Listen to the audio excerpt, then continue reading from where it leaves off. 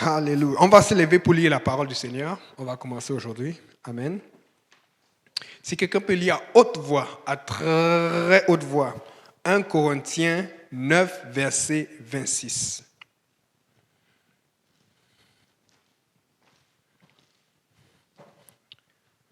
« 1 Corinthiens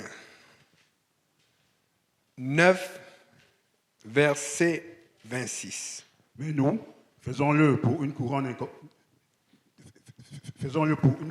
incorruptible.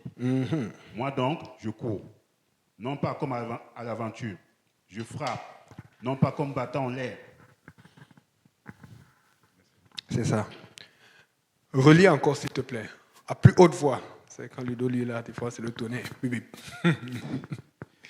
Mais nous, faisons-le pour une couronne incorruptible. Amen. Moi donc, je cours, non pas comme à l'aventure. Je frappe, non pas comme battant l'air. Ok. Voici le titre de mon message. Quelle est ta vitesse de croisière? Amen. Ok, vous pouvez vous asseoir. Attention à ton iPad. Nathaniel va te faire des remarques. Ok. Qui sait c'est quoi une vitesse de croisière? Oui, mais vas-y, passe le micro, on veut savoir. Je ne savais pas que les gens étaient au courant des choses comme ça. Passe le micro alors. On veut que tout le monde participe. C'est quoi une vitesse de croisière?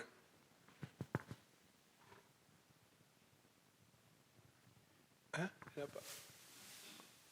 Ah ok, bon, vas-y Ludo, c'est quoi? Oui, je dirais que c'est une vitesse qu'on a prévue à l'avance, qui est atteinte et qui est constante pendant un bout de temps. Il n'est pas loin, c'est ça. Quelqu'un d'autre?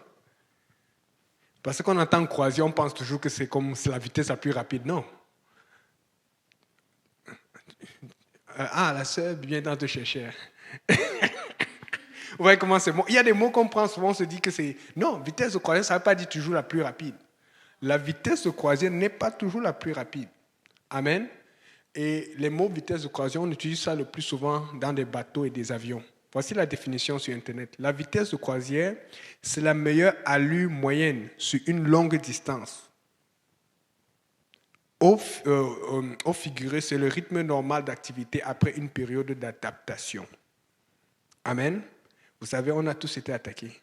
Et avant d'être attaqués, que ce soit les oppressions spirituelles ou quoi que ce soit, nous avions certaines choses que nous faisons.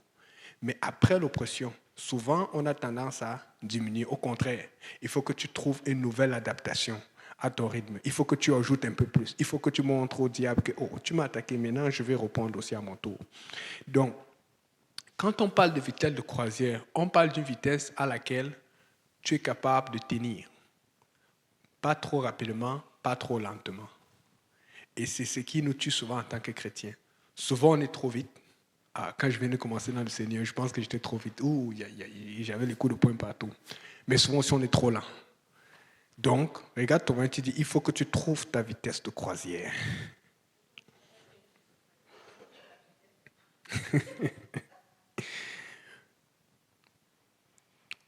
Si un enfant arrive ici, mettons Elisheba, quand elle est de bonne humeur, mais elle me regarde comme si, on peut donner l'exemple. Il n'y a pas Jonathan et Samuel, donc je peux seulement utiliser elle. Si Elisheba est ici, là, maintenant, et comme elle joue souvent avec les enfants, qu'est-ce qu'elle fait? Elle se met à courir. Quand Nathanaël est là, c'est alors grave. Oui, les deux là. C'est la guerre, puis c'est l'amour, c'est la guerre, c'est l'amour. Amen. Mais vous allez voir, des fois, quand elle prend son temps, elle marche, elle se promène. Elle va doucement, elle est lente. Tu vois un peu. Maintenant, si on peut avoir le médium, la moyenne, entre le moment où elle court et le moment où elle va lentement, c'est ça qu'on appellerait la vitesse de croisière. Parce qu'il faut comprendre que si elle court beaucoup, qu'est-ce qu'ils font? Ils se fatiguent vite. Si elle va lentement, elle ne se fatigue pas, mais elle ne va jamais arriver. Mais si elle marche normalement ou qu'elle court à un bon rythme, elle s'en va quelque part. C'est de ça qu'on parle, c'est la vitesse de croisière. Quel est le rythme auquel tu es capable de courir ou de marcher avec le Seigneur, sans aller trop lentement, sans aller trop vite, mais être sûr que tu es en train de marcher avec le Seigneur. Amen. Alléluia, Seigneur. Et j'allais demander ça parce que la sœur, je n'ai pas ici aujourd'hui. Vous vous rappelez, une fois, on avait demandé si quelqu'un faisait la vitesse. Mais la sœur, je n'ai pas eu le temps de répondre. Jonathan, Jonathan là, et dis maman, la poignée.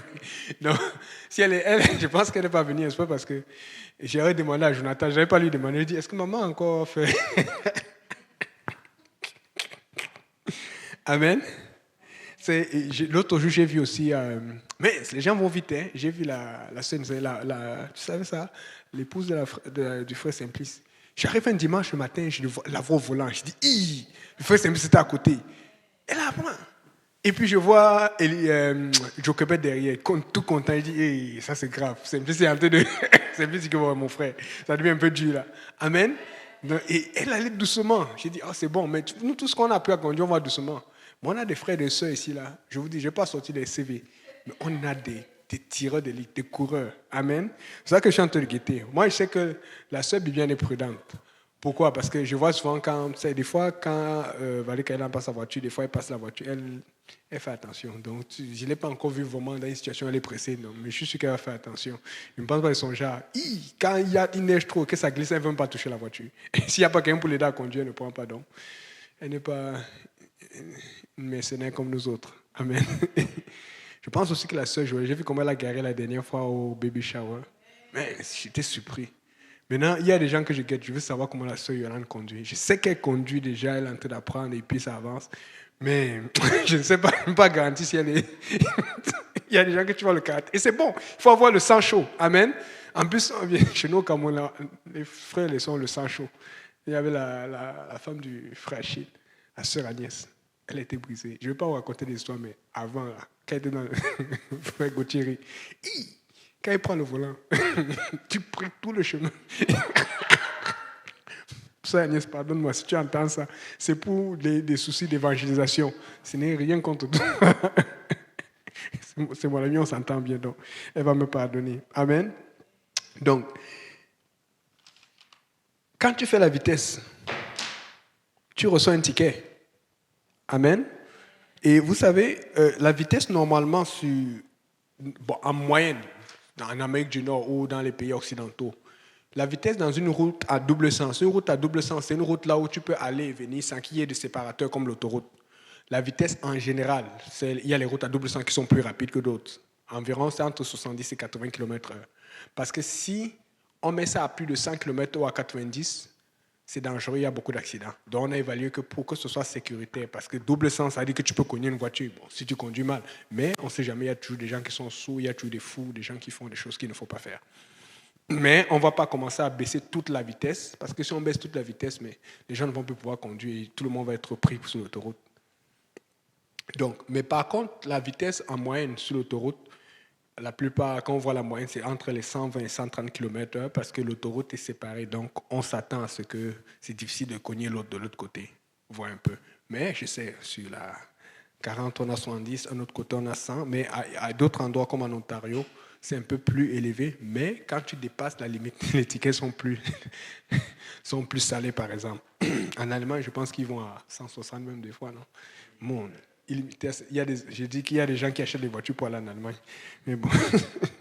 Donc, on va être honnête. Qui a déjà eu un ticket de vitesse ici?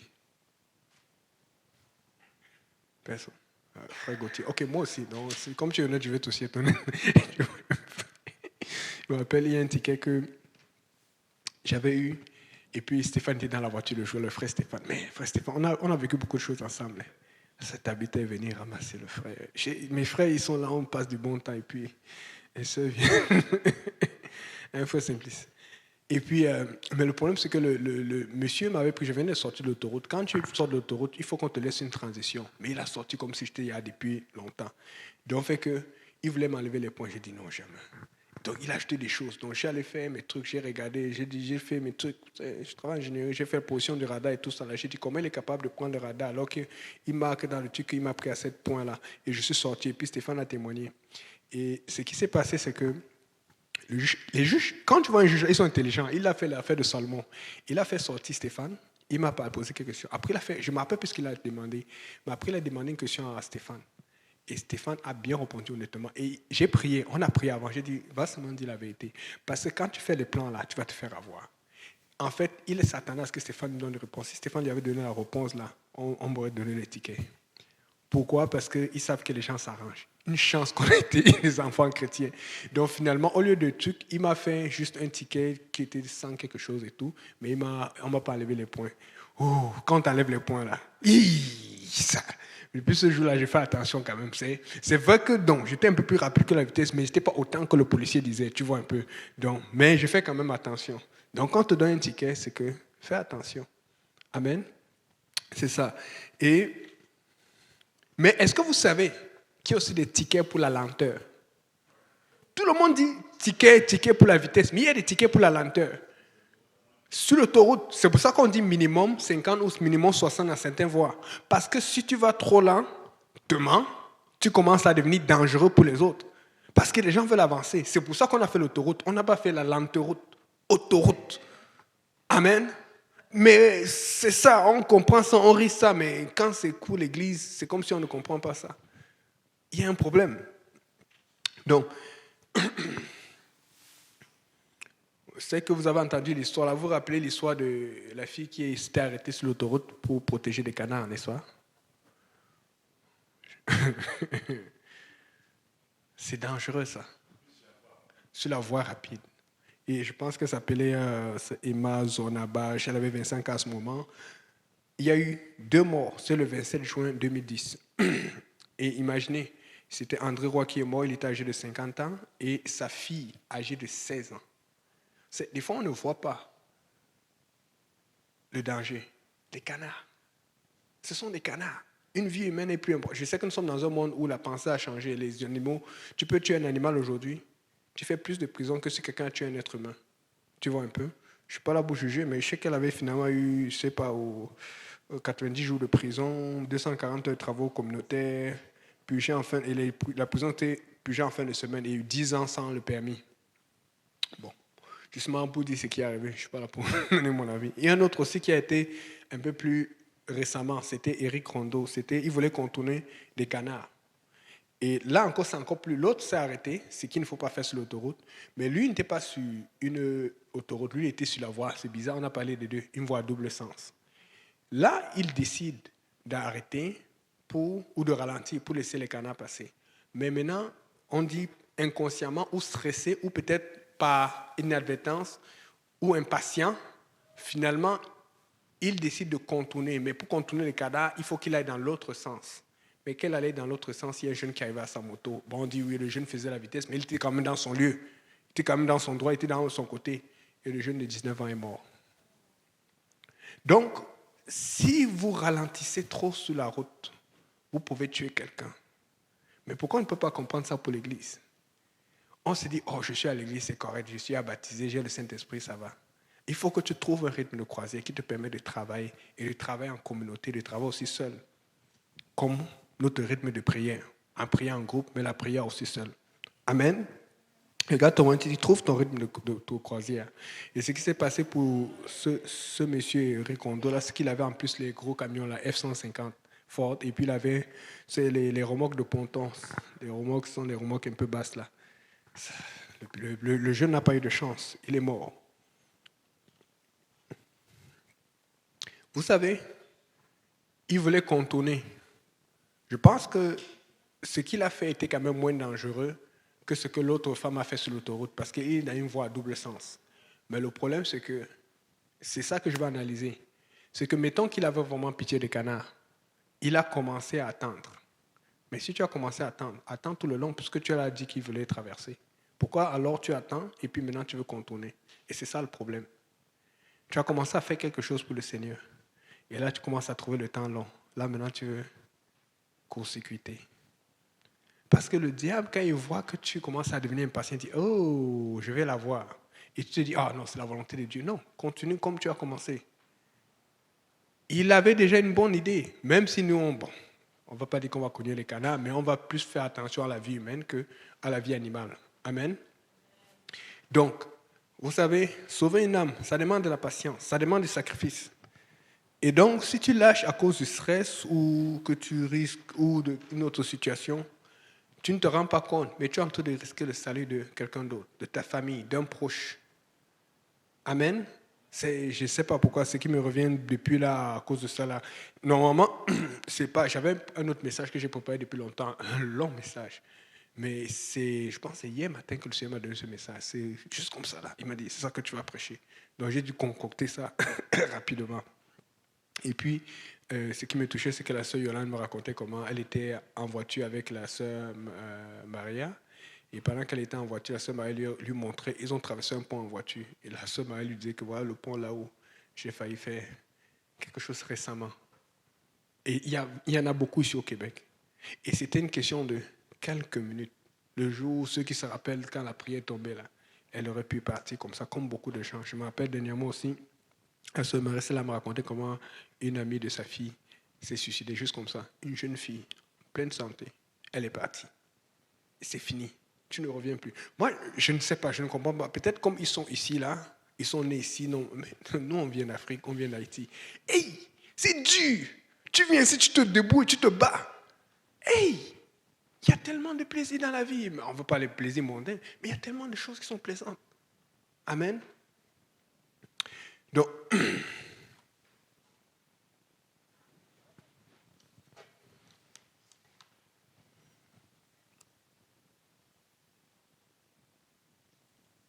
il y a des gens qui vont vite, il y a des gens qui vont doucement. Amen. Moi, je pense que notre but en tant qu'Église, c'est que nous devons aller à une vitesse de croisière. Il y a la vitesse de croisière personnelle, il y a la vitesse de croisière de groupe. Donc, c'est à vous de voir. Vous savez, c'est ça qui dérange l'Église et qui empêche l'Église de grandir. C'est quand tout le monde est en train de travailler dans un sens et d'autres ne travaillent pas. Nous ne sommes pas là pour juger, mais c'est Dieu qui juge. Amen. Et donc, Dieu est le juste juge. Et il va toujours dire ce qu'il faut et il va toujours dire ce qu'il ne faut pas si tu n'as pas bien fait. Amen. Donc, il faut que tu connaisses ta vitesse de croisière. Je donne une anecdote. C'est des fois, je vais raconter comment moi, des fois j'évangélise, des fois j'évangélise pas, mais moi, quand c'est fort pour l'évangélisation, ils sont forts pour avoir les contacts. Mais quand ils me donnent les contacts et tu dis, ça c'est mon domaine. Chacun son domaine, amen, mais tu essaies de faire un peu de tout. Donc, ce samedi, je vais mettre la vidéo bientôt en ligne. On était au deuil de la Québécoise qui était à l'église, à Sophie Chantelois. Donc, on a salué et truc, et puis c'était un peu, c'est pas la même chose quand tu es à l'église, tu es dans ton territoire, mais quand tu es hors dans un centre funéraire, là, ils ont une façon, et puis il y a aussi des choses qui sont dans les centres funéraires, ils oublient que ce sont les gens qui sont morts là-bas. Mais je suis allé dans la chapelle, j'ai dit que il faut que je change un peu d'idée. J'ai vu qu'il y avait le piano qui fonctionnait. J'ai commencé à jouer. Je voulais un peu me changer les idées. Tu sais, tu veux un peu sanctifier la place. Et puis, bizarrement, il y a des gens qui sont venus s'asseoir et qui écoutaient, qui partaient, qui repartaient, tout. Ils ont appris. Et je me suis rendu compte qu'une des personnes même qui s'est assise, qui a suivi et qui a même remercié après, a même témoigné après pendant le deuil. Je ne savais pas qu'elle était parmi les gens qui étaient dans le deuil. Mais toujours est-il que quand tu es dans un centre funéraire avec beaucoup de gens qui viennent pour voir leur mort, pour dire au revoir, pour faire des choses, tu ne sais pas comment vraiment te comporter. Tu dis, oui, Seigneur, on va prier. À un moment, la sœur Solange Kaba, vous connaissez la sœur Solange Kaba, elle me dit, frère Yannick, elle dit oui, tu as les cartes de l'église? Mais elle n'est pas apporté les cartes. J'ai dit, je me rappelle que oui, dans la voiture, j'ai un sac là. J'ai dit, ok, je vais chercher. Maintenant, ma tête dit que maman, vitesse de croisière. Chacun sa vitesse. Tu vois un peu. Des fois, les gens, des fois, même me disent, frère, toi, tu es toujours en feu. Ou telle personne va me dire ça. Mais ils ne comprennent pas que nous-mêmes, quand on les voit faire, on est impressionnés. On est au centre funéraire. Oh Seigneur, chacun son rythme. Amen. Donc, maintenant, après, je donne maintenant les cartes. Je vide toutes mes cartes et tout. Je dis, attends, on va voir à la fin comment tu revois. Mais je ne savais pas. Entre-temps, elle a donné une partie des cartes à Maman Justine. Vous connaissez Maman Justine, non? La mère de Roche. Les sœurs là, chacun son ministère, mon frère. Les tireuses d'élite. Tu as la sœur Solange Kaba et Maman Justine, les deux là dans le même coin. Ça, c'est grave. Ça que Michael, là, il faut qu'il regarde sa main, il faut qu'il check bien comment il fait. Je te dis, on a fait tout, on est parti finalement, on a fait une présentation, on est parti. Et j'ai invité le pasteur Luc qui l'a prié, la sœur Moïse est venue chanter, le frère Brunel a joué au piano, et puis après la sœur Solange Kaba a fait le témoin parce que c'est celle qui était très proche qui est restée tout le temps avec elle à l'hôpital et la famille la connaissait. Et après il y a un de leurs monsieur qu'ils ont invité, qui est venu aussi finir le service. Et puis à la fin, quand on va dire au revoir, mon ami, la sœur Solange je ne la voyais plus, je savais qu'elle était à l'œuvre. J'ai vu la sœur Justine. C'est comme si j'ai l'impression qu'il fallait que toutes les cadres qui étaient dans ces mêmes pattes. J'ai dit, mon Dieu. J'ai retenu les cadres d'église, dernièrement encore. Il n'y a pas de problème. Mais moi, je suis toujours. Peut-être c'est dans la tête. Peut-être ça bloque ici, là. Mais je vais toujours t'approcher, on va parler. Moi, c'est ça le problème. Moi, je vais toujours parler, prendre le temps. Parce que chacun a sa façon de faire. Vous comprenez un peu. Donc, je suis en train de dire que je ne suis pas en train de demander de faire tout ce que les autres font. Mais il faut que tu trouves ta vitesse de croisière. Il y a quelque chose que tu peux faire. Tu ne peux pas laisser les gens juste avancer, faire, et toi, tu ne fais jamais. Il faut que tu fasses. C'est important parce que je vous dis, si je remarque, la plupart d'entre nous au Hochelaga, chacun est en train d'inviter, chacun est en train de faire quelque chose. On est sur plusieurs dossiers en même temps. Mais pour être efficace dans ce réveil, il faut que tout le monde mette du sien. Et c'est pour ça qu'il faut notre vitesse de croisière en groupe. Amen. Moi, elle ne voit pas, mais moi, ça m'a édifié. Ça m'a édifié, ça dit, mince. Moi, si j'étais là-bas, j'aurais fait peut-être 2, 3, 4. Parce qu'il faut que je parle, il faut que je cherche le eye contact. Tu vois, chacun a sa technique. Il faut être honnête. Mais elle, c'était comme, mais il y a ça. On est dans le deuil. Ils sont deux partis, c'est fini. J'ai dit, dans ma tête, je n'ai pas dit que c'est mauvais, mais je dis, non. Chacun. Amen. Donc, il faut que si tu vois l'autre faire là, quand tu vas voir, tu te parler là où tu sais que tu as du talent, mets le paquet. Trouve ta vitesse de croisière et ne sois pas lent. Amen. Alléluia, Seigneur Jésus. 1 Pierre, quelqu'un peut lire 1 Pierre 5, verset 8.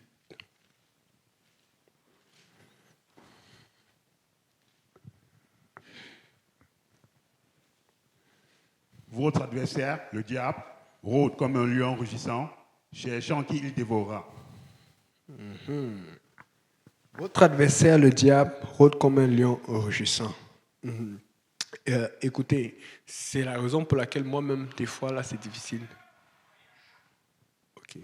C'est parce que je suis intimidé. Le diable est très fort pour l'intimidation, surtout avec les oppressions et tout ce qu'on a. C'est sa force. Il rôde comme un lion rugissant, qui crie. Mais il rugit. Il n'a pas encore dévoré. Il cherche qui dévorer. C'est parce qu'il ne va pas trouver facilement. Pour trouver, c'est qu'il faut qu'il voit des erreurs. Il faut qu'il voit des choses qui se passent.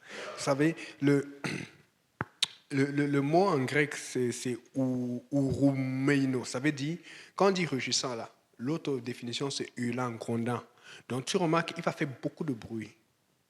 C'est pour ça que des fois, Dieu te dit, va parler à telle personne, invite telle personne à l'église. Mais le nombre de pensées qui passent dans ta tête, c'est le diable qui ne veut pas. Il va faire beaucoup de bruit. Toi, tu dois te dire, Seigneur, donne-moi la force, je vais le faire. Tu dois trouver une façon. Mais le diable va te mettre tellement de choses, et ci, et maintenant si la personne tombe, et si la personne, alors que tu as ça, et la personne va partir, ouais Seigneur, c'est comme si finalement tu sens que tu as le courage. Si tu veux courir derrière la personne est entrée dans le métro, ou est déjà partie, tu commences à regretter. Amen. Des fois, ça va être une étude, des fois, ça va être invité à l'église. Mais je peux vous dire que la Bible nous dit clairement que sa force, ce n'est pas qu'il va t'attraper, c'est d'abord qu'il va hurler, il va crier, il va gronder pour t'intimider. Et quand il t'intimide, il voit tes tics, il dit voilà, ça te ralentit, ça t'empêche d'atteindre ta vitesse de croisière. Amen.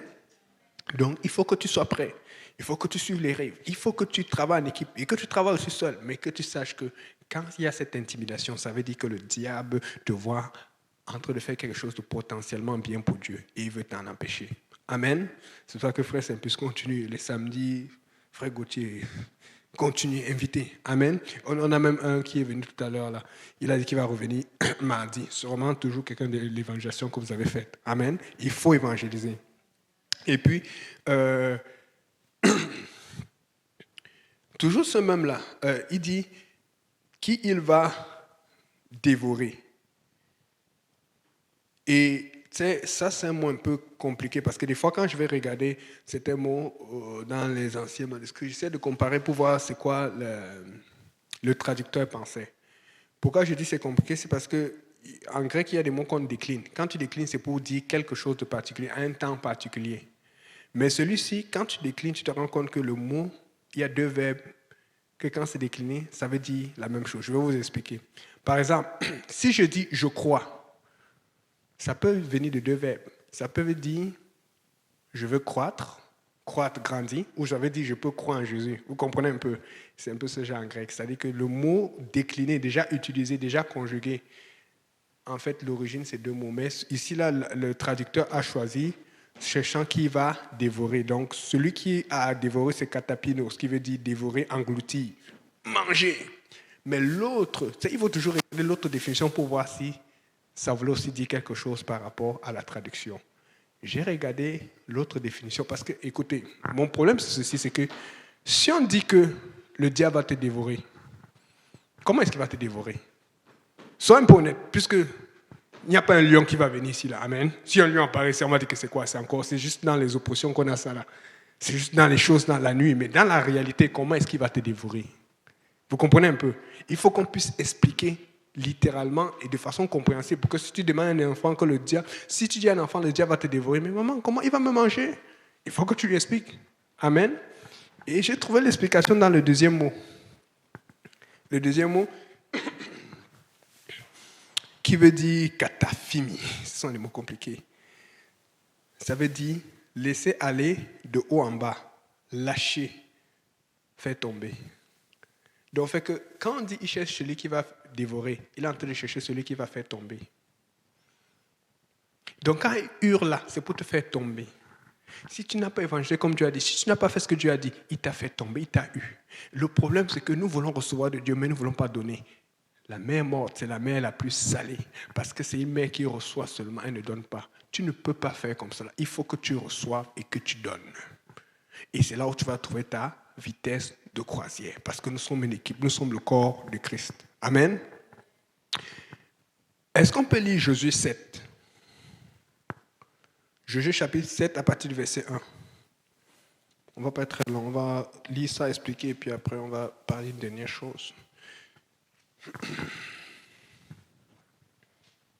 Les enfants d'Israël commirent une infidélité au sujet des choses dévouées par interdit. Akan, fils de Carmi, fils de Zabdi, fils de Zéra, de la tribu de Juda, prit des choses dévouées. Et la colère de l'Éternel s'enflamma contre les enfants d'Israël. Continue. On va lire jusqu'à la fin, parce qu'on brûle tout le monde. Okay. Josué envoya de Jéricho des hommes vers Haï, qui est près de Beth-Aven, à l'orient de Bethel. Il leur dit, montez et explorez le pays. Et ces hommes montèrent et explorèrent Haï. Ils revinrent auprès de Josué et lui dirent, il est inutile de faire marcher tout le peuple. 2 ou 3 000 hommes suffiront pour battre Haï.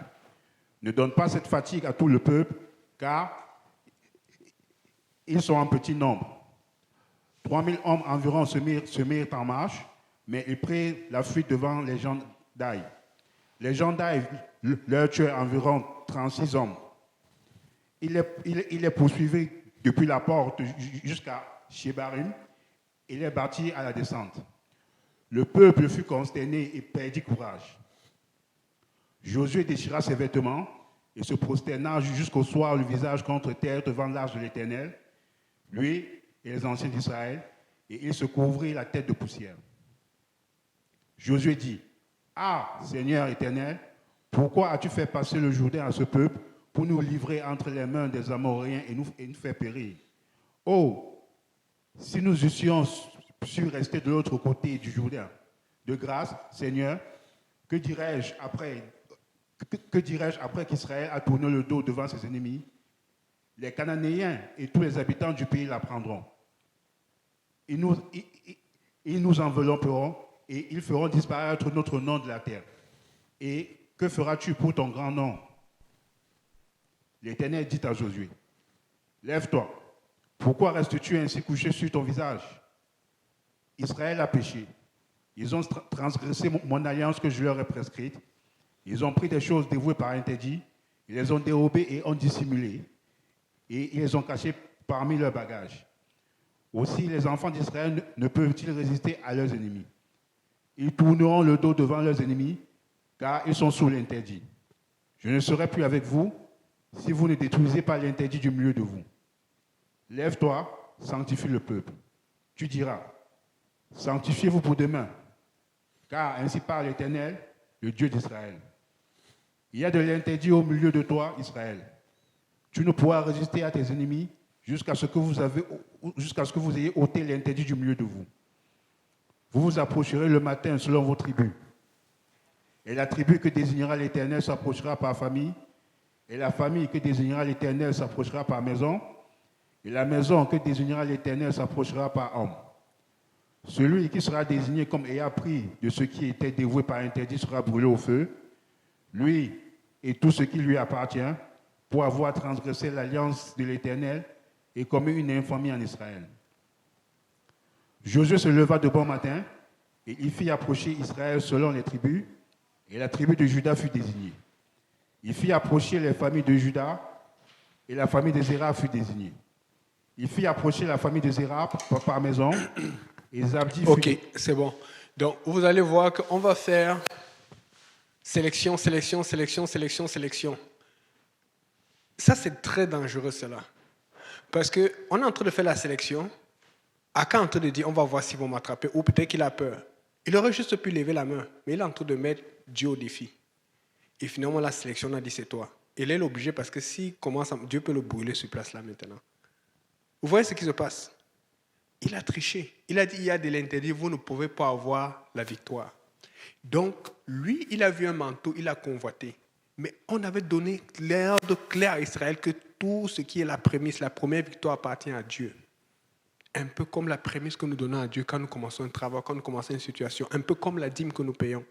Et nous le savons, parce que vous allez voir, tout le monde va à l'église, mais on n'est pas là pour checker qui paye sa dîme. Mais tu vas voir, tout le monde ne paye pas sa dîme. Mais c'est un truc spirituel, c'est un contrat spirituel entre toi et Dieu. Toi, tu penses que c'est toi et l'église. Non, c'est toi et Dieu. Dieu n'a pas besoin d'argent, mais il a établi cela pour faire fonctionner l'église. L'église ne reçoit rien du gouvernement. Et donc, quand tu fais des petites tricheries comme ça, là, ça te rattrape. Ne joue pas avec cela. Et ce n'est pas tout. Vous savez, nous avons cette pensée-là.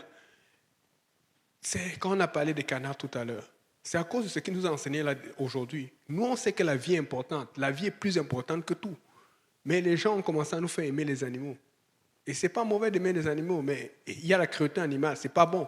Mais souvent, les gens commencent à aimer les choses ou l'environnement et les animaux beaucoup plus que la vie humaine. Et vous allez voir les gens, quand ils vont commettre ce meurtre, tu vas voir beaucoup de gens qui vont aller les défendre. Je ne dis pas qu'ils ne vont pas te défendre, mais c'était dû pour la femme là, par exemple Emma, parce qu'apparemment, quand elle a fait sa défense, personne n'est venu défendre pour elle. Parce que même les gens disaient que non, ça elle est partie loin. Mais Dieu est le défenseur. Mais toujours est-il qu'il y a un problème. Les gens vont toujours penser après. Mais on a André Roy et sa fille qui sont morts. On a le jeune de 19 ans qui sont morts, qui ne sont plus là. Est-ce que vous avez pensé une fois, la plupart des gens vont toujours dire que oh, on a pris à Caen, oh, le pauvre, on l'a tué, oh, on a tué sa famille, c'est méchant. Les gens ne comprennent rien. Est-ce que vous avez pensé à tous ceux qui ont perdu leur oncle, papa, ou la petite fille de 16 ans? Les gens ne pensent jamais à cela. Est-ce que tu veux que ça t'arrive pour que tu comprennes? On est toujours les premiers à défendre après. Mais ce que Dieu veut qu'on fasse, c'est qu'on défende avant, qu'on empêche cela d'arriver. On attend toujours le malheur pour dire miséricorde, miséricorde, arrêtons cela. Oui, Dieu est miséricordieux, mais ne commençons pas à jouer avec la miséricorde de Dieu. Quand tu trouves ta vitesse de croisière, une façon de la trouver, c'est de regarder ceux qui travaillent autour de toi. Essaye de faire la même chose, ou essaye de les aider, essaye de participer. Si tu n'es pas capable, aide, dis comment je peux t'aider. Mais le problème, c'est que beaucoup restent là, ils attendent, ils observent. Mais Dieu te regarde. Tu es en train de jouer avec le feu. Ne joue plus avec le feu. Et là, maintenant, vous voyez, on prend Akan, on prend sa famille, on prend les enfants, on prend tout, on brûle. Et les gens vont commencer à dire, oh, c'est mauvais, Dieu a fait, pourquoi ils ont fait, ils sont méchants. Est-ce que les gens ont lu qu'il y a 36 hommes qui sont morts? Ça fait 36 pères de famille qui ne sont pas revenus. 36 pères de famille que la maman n'a pas vu, que les enfants n'ont pas vu. Ils ont pleuré parce qu'ils n'étaient pas supposés mourir parce qu'on avait dit qu'Israël gagnait toujours. Parce que si tu vois toutes les guerres précédentes, on n'a pas parlé de mort. C'était la première fois. Voilà pourquoi Josué s'est achevé. Il dit, mais Seigneur, tu as dit qu'on allait gagner. Qu'est-ce qui se passe? Des fois, le pasteur est dépassé, il est surchargé, il ne sait pas quoi faire. Mais c'est juste quelques saints qui ne veulent pas obéir et qui créent la défaite dans le groupe. Parce qu'on leur a dit que non, ça ne marche pas comme ça, il ne faut pas faire ça dans cette église, il faut pas. Alors que c'est dans la Bible. Et souvent, ils sont en train de tuer même l'homme de Dieu sans se rendre compte. Josué a terre, il dit, mais qu'est-ce qui se passe? J'ai confiance en toi, Éternel. Tu m'as dit que ça fonctionne. Dieu dit, lève-toi, il y a de l'interdit. Ça veut dire qu'il y a quelque chose qui ne devait pas être fait, qui a été fait. Donc, quand on vous enseigne, sachez que nous aussi, on doit obéir à ces enseignements. Les gens pensent toujours, ah quand oui, les enfants et tout. Écoutez, est-ce que vous savez pourquoi même on a détruit toute la famille? Dites-moi, comment est-ce qu'on peut prendre 2 manteaux? Regarde, les manteaux, vous voyez comment un manteau, c'est gros, c'est beau et tout ça là. Comment est-ce que tu peux prendre 2 manteaux et cacher à la maison sans que ta femme et tes enfants ne voient? Vous comprenez un peu?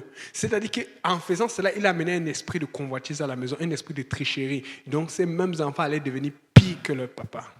Et Dieu a dit, quand c'est comme ça, on va tout frapper. Dieu enlève la gangrène du péché. Il faut savoir comment Dieu fonctionne. C'est pour ça qu'on dit ne touche pas, ne touche pas. Quand on dit fais ça, fais-le. Et souvent, les gens ont des problèmes spirituels, ils se demandent d'où ça vient. Tu peux être à l'église, mais tu manques ta victoire parce que tu es toujours en train de jouer avec des choses qu'on t'a prêchées ici, église de délivrance par là. Nous avons parlé, quand je prononce ton nom, tu as le nom de Jésus, tu t'avances et tu brises les chaînes maintenant. Mais tu commences maintenant à faire ce que Dieu te demande de faire depuis longtemps. Amen. Akan, il a joué. Et il savait qu'il prenait un risque. Mais il a joué. Et il a joué non seulement pour sa vie, mais il a joué pour la vie de sa famille. Il a joué pour la vie de sa famille, ses enfants, tout le monde. Imagine les pauvres. On les met là et on met un tas de pierres sur eux. Mais on oublie qu'au départ, il y en a qui sont morts injustement. Mais vous allez voir dans la pensée humaine, oh mais non, on regarde toujours après, on ne regarde pas au départ. Quand on dit aux gens que dans la Bible, la peine de mort est biblique, ah non, il faut pardonner et tout. Je n'ai pas dit il faut pardonner, mais les gens oublient que ces gens qui ont pris la peine de mort, on ne va pas te prendre pour te mettre la peine de mort si tu n'as rien fait. Ils ont tué. Est-ce que tu attends que ça t'arrive un jour? Est-ce que tu attends qu'on tue quelqu'un de tes proches un jour pour que tu commences à comprendre aussi? Parce que c'est toujours facile pour nous de juger parce que ça ne nous attend pas. Mais c'est quand ça te touche que tu commences à voir comment ça fait mal. C'est quand je m'appelle une histoire, quand j'étais arrivé ici, 1 an après que je suis arrivé ici au Canada en 2022, ça m'a beaucoup touché. Je dis, mais comment les gens peuvent faire des choses comme ça? Il y a une fille qu'on appelait, j'ai entendu, Julie Boisvenu. C'est quelqu'un qui a un récidiviste. On dit un récidiviste, donc c'est quelqu'un qui avait déjà un passé. Mais je ne sais pas comment on a fait pour le laisser sortir ou avec la loi qui est lousse. Mais il a séquestré la fille, il l'a violée, il l'a enlevée et après il l'a tuée. Ça a tellement touché la société. Elle avait 27 ans. C'est fini. Ça a tellement touché. Et son père s'est levé, son père est sénateur jusqu'à aujourd'hui. Il est rentré dans la politique à cause de cela. Il a dit, je ne veux plus qu'un père vive cela. Ça l'a touché. Mais il n'a plus vu sa fille se marier. Il n'a pas vu sa fille avoir ses enfants. Il n'a pas vu. Il a perdu sa fille. Mais nous, on est là et tu vas voir les gens qui luttent encore pour les lois, pour rendre lousse ceux qui font des meurtres. Alors qu'il faut que ce soit plus difficile pour qu'ils comprennent qu'ils ne doivent pas sortir. Dieu est sévère, Dieu est strict. Dieu ne veut pas qu'on recommence. Et donc, pourquoi on ne recommence pas? Il faut qu'il y ait la loi de Dieu. Voilà pourquoi Akan a voulu faire quelque chose que l'Église ne faisait pas. L'Église priait, il n'a pas prié. L'Église jeûnait, il n'a pas jeûné. L'Église payait sa dîme, il n'a pas payé. Quand tu commences à ne pas suivre la vitesse de croisière de l'Église, qui n'est pas trop rapide, qui n'est pas trop lente, tu commences à te tuer toi-même. Suis la vitesse de croisière. Regarde ce qui se fait à l'église et suis. Regarde ce qui se fait et participe. Regarde ce qui se fait et implique-toi. Parce qu'éventuellement, si tu ne t'impliques pas, ça va te tuer toi-même. Et tu vas perdre non seulement ton âme, mais tu vas perdre l'âme de tous ceux qui te suivent et de ta famille. Amen. On va se lever, on va prier, on va dire Seigneur, donne-nous la force de suivre cette vitesse de croisière qui est dans l'église en ce moment et que nous ne suivons pas. De regarder ce que tu regardes. Oh Seigneur Jésus. Oh Rababashata Rabasondorobo Sanda. Élevons la voix vers le Seigneur éternel. Tu as une œuvre que tu es en train de faire. Tu as une œuvre que tu veux faire et accomplir au milieu de nous, Seigneur. Tu as une grande œuvre, Seigneur, que tu veux faire et accomplir au milieu de nous. Et c'est nous les vases qui bloquons cette œuvre. C'est nous les vases qui bloquons cette situation. C'est nous les vases, Seigneur Jésus, qui retardons, Seigneur. Nous sommes soit trop rapides, nous sommes soit trop lents, Seigneur. Nous voulons le bon rythme. Le rythme là où ton esprit travaille continuellement, dans une moyenne, dans une constance qui ne s'arrête pas, Seigneur. Dans une constance qui ne s'arrête pas, Seigneur. Dans une constance qui ne s'arrête pas, Seigneur. Nous voulons aller de l'avant et encore de l'avant. Nous voulons toujours avancer et avancer et avancer constamment, Seigneur. Éternel, tu es saint. Éternel, tu es Dieu. Éternel, tu es tout-puissant. Mon Dieu, mon roi, mon sauveur et mon Seigneur, mon rédempteur, papa, mon bouclier, Seigneur Jésus, papa. Nous avons longtemps regardé, observé, Seigneur, nos pasteurs, nos frères, nos sœurs agir dans l'église. C'est le temps que nous suivions et que nous emboîtions le pas. C'est le temps que nous prenions aussi ce rythme, Seigneur, et que nous allons dans cette croisée de chemin, Seigneur. Que nous allions, Seigneur, avec la vitesse, Seigneur Jésus, que tu as mis dans ton église et que nous sommes capables d'opérer aussi dans les miracles, d'opérer dans les dons de l'esprit, d'opérer dans ta grâce, Seigneur, que ton esprit, papa, se répande sur nous et agisse d'une façon forte, puissante, formidable et agréable au nom de Jésus. Alléluia, Seigneur. Père éternel, nous élevons ton nom.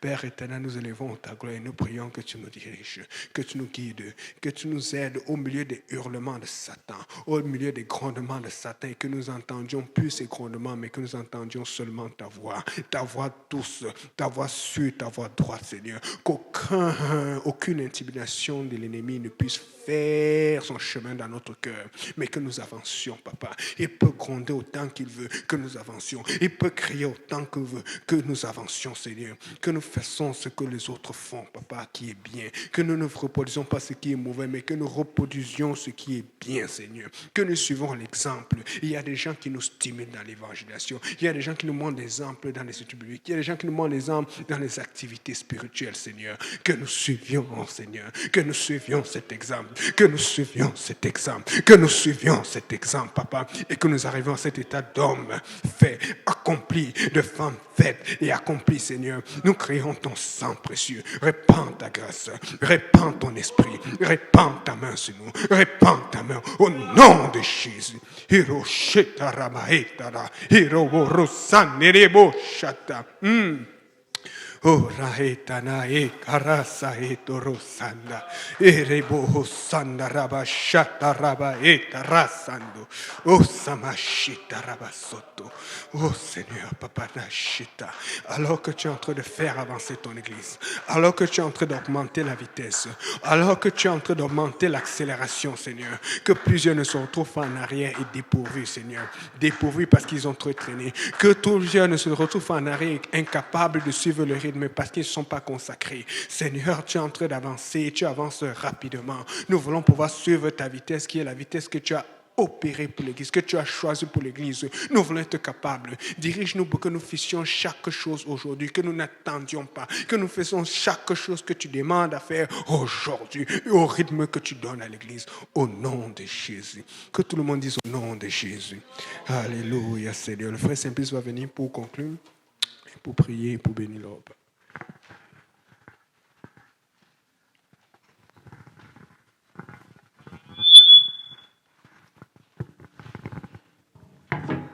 Alléluia, gloire soit rendue au nom du Seigneur Jésus-Christ. Merci, Papa, pour ta parole. Merci, éternel Dieu de gloire, Papa, pour ton nom. Merci pour tout ce que tu fais au milieu de nous, Seigneur. Éternel Dieu de gloire, nous ne cesserons jamais de te dire merci. Merci pour la force, Papa. Malgré la température dehors, Seigneur, tu as permis que nous soyons Papa, en ce lieu, Papa, pour prier, pour évangéliser, pour crier vers toi, Seigneur. Merci encore, éternel Dieu Tout-Puissant. Oh, éternel Dieu de gloire, nous te prions maintenant, Seigneur, que tu bénisses la nourriture, tu bénisses les mains qui prendront part, Seigneur, que nous puissions le prendre avec action de grâce, Seigneur. Papa, interviens dans notre conversation, Seigneur Jésus. Papa, que nous puissions aussi, éternel Dieu de gloire, Papa, accompagner, Seigneur, dans nos lieux et domiciles, éternel Dieu Tout-Puissant, cette onction que nous avons eue ici, que cela contamine beaucoup de personnes, Seigneur, et que nous puissions les voir, Papa, rentrer dans ta maison, dans la repentance, Papa, le baptême au nom de Jésus-Christ, et recevoir ton Esprit Saint avec l'évidence de parler en langue, Seigneur. Touche le cœur de quelqu'un encore, Papa, au nom puissant de Jésus. Que tout le monde dise au nom de Jésus. Au nom de Jésus, est-ce qu'on peut acclamer le Seigneur? Merci Seigneur, merci Seigneur.